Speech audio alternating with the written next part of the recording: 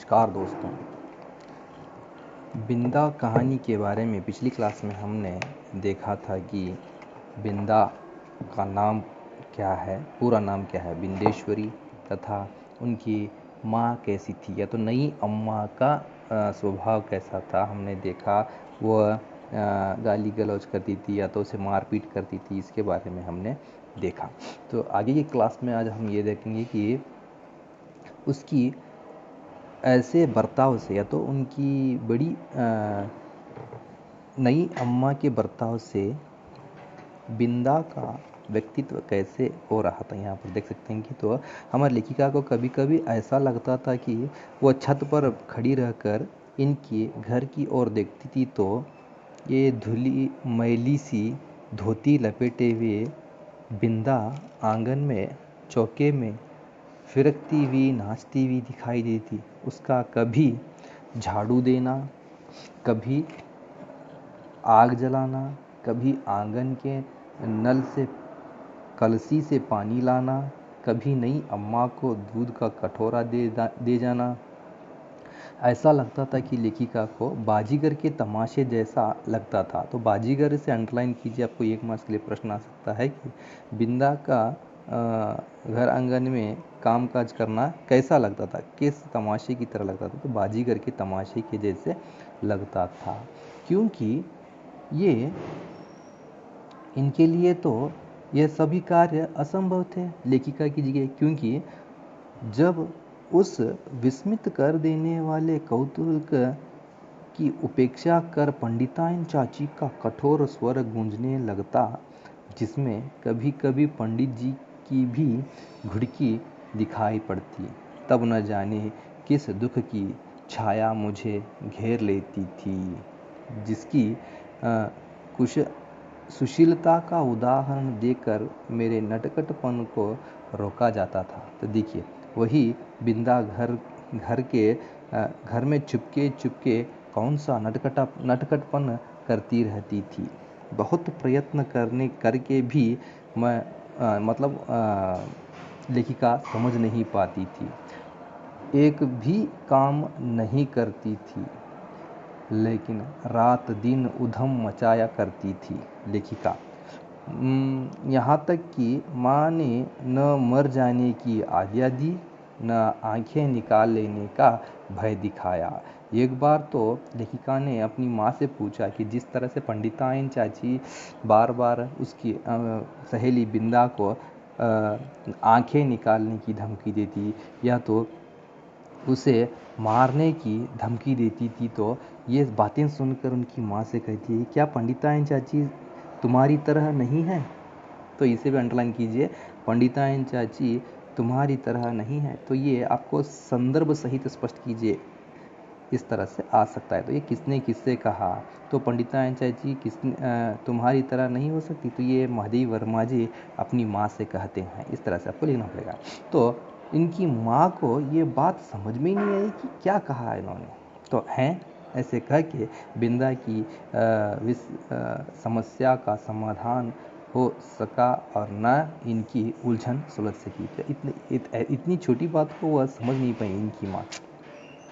तो बिंदा इनसे कुछ बड़ी थी, परंतु इसके नाटेपन मतलब छोटेपन को देखने के बाद ऐसा लगता था कि किसी ने ऊपर से दबाया है उसे। तो 2 पैसों में आने वाली खिंजड़ी के ऊपर चढ़ी हुई झिल्ली के समान पतले चर्म से मड़े और भीतर की हरी हरी नसों की झलक देने वाली उसके दुबले हाथ पैर न जाने किस अज्ञात भय से अवसन्न रहते थे। तो यहाँ पर देखिए, वे दिखने में कैसी थी, दुबली पतली थी और ऐसी थी कि खिंजड़ी के ऊपर चढ़ी हुई झिल्ली के समान, मतलब बहुत ही दुबली पतली थी। तो उसके जो चमड़ा है या तो स्किन है, इतना पतला हो गया था कि उसके उस स्किन से उसकी नसें मतलब नर्व्स दिखाई दे रहे थे, इतना दुबली थी वो। इस तरह से यहाँ पर कह सकते हैं। तो यहाँ पर उदाहरण दिया है कि खिंजड़ी के ऊपर चढ़ी हुई झिल्ली, मतलब खिंजड़ी मतलब बजाने का, एक ढोल बजाने का जो होता है ना राउंड शेप में, तो उसे ढोलकी कहते हैं। तो उसे यहाँ पर उसके ऊपर जो चढ़ाई गई वो चमड़े का जो कवर लगाया था ना, तो उसे झिल्ली कहा जाता है। तो इस तरह से आहट होती तो भी कहीं आहट होती तो भी विचित्र रूप से चौंक पड़ती थी। पंडिताइन चाची का स्वर सुनने पर वह उसके शरीर का थरथरा उठना इनके लिए, हमारी लेखिका के लिए बहुत ही एक आश्चर्यजनक बात लगती थी। तो बिंदा की आंखें तो इन्हें पिंजड़े में बंद चिड़िया की याद दिलाती रहती। तो देखिए, एक पिंजड़े में जिस तरह से एक पक्षी चिड़िया बंदी रहती है, तो ऐसे यहाँ पर बिंदा का यहाँ पर व्यक्तित्व बता रहे, मतलब चरित्र ऐसा लगता था। उसकी आंखों में भी एक डर था। इस तरह से हम यहाँ पर देखते हैं, वो भी उड़ना चाहती थी बाहर स्वच्छंद में। तो एक बार तो ऐसी बात हो गई कि वो दोनों सहेलियाँ, मतलब हमारी लेखिका बिंदा, दोनों मिलकर छत पर तारे गिन रहे थे। तो उसमें अचानक एक चमकीला तारा देखकर बिंदा कहती है कि वह रही मेरी अम्मा। तो इसे भी अंडरलाइन कीजिए, ये आपको संदर्भ में आ सकता है। वह रही मेरी अम्मा, किससे कहा? तो यहाँ पर हम कह सकते हैं कि बिंदा ने महादेवी वर्मा से कहा। इस तरह से लिखेंगे तो आपको एक मार्क्स आ सकता है। या तो संदर्भ में लिखेंगे तो ये किससे कहा, महादेवी वर्मा को बिंदा ने कहा, ये इसका सारांश यहाँ पर लिखना है संदर्भ स्पष्टीकरण में, ठीक है। तो ऐसे वह रही मेरी अम्मा इस तरह से कहते हैं, तो तब मेरे आश्चर्य का ठिकाना नहीं रहा। तो लेखिका को यह आश्चर्य लगा कि क्या सबकी एक अम्मा तारों में होती है, एक घर वहाँ पर भी होता है? पूछने पर बिंदा ने उनके अपने ज्ञान कोश से कुछ कण इनको दिए, बताया कि जब अम्मा को ईश्वर बुला लेता है, वह तारा बनकर ऊपर से अपने बच्चों को देखती रहती है। तो बहुत सज धज से घर में जो आती है वह बिंदा की नई अम्मा जैसी होती है। इसीलिए इनकी बुद्धि में यह सहज थोड़ी शंका पैदा हो गई कि नई अम्मा को पुरानी अम्मा क्यों ना कहा जाए तुम्हारी। ऐसे कहेंगे तो वो भी ना नई रहेंगी और ना डांटेंगी, इस तरह से कहते हैं। लेकिन बिंदा को उसके उपाय समझ में नहीं आया और कहने लगी, देखिए पुरानी अम्मा जो है खुली पालकी में लेट कर जाती है, जो नई अम्मा आती है वो बंद पालकी में बैठ कर आती है। मतलब शादी में पालकी में बिठा कर लाया जाता है और मरने के बाद सुलाकर पालकी में लिया जाता है। तो इस तरह से यहाँ पर बताती है। तो इसके बारे में उसको पता ही नहीं था, हमारी लेखिका जी को। तो तब इनके मन में सचमुच एक समस्या सी उद्भव हो गई। उसी रात को उन्होंने अपनी माँ से अनुनय पूर्वक कहा, तुम कभी तारा ना बनना, चाहे भगवान कितना ही चमकीला तारा बनवाए। तो माँ बेचारी इनके इस प्रश्न को ऐसे ही सुनकर अचंभित रह गई कि इसने क्या कहा।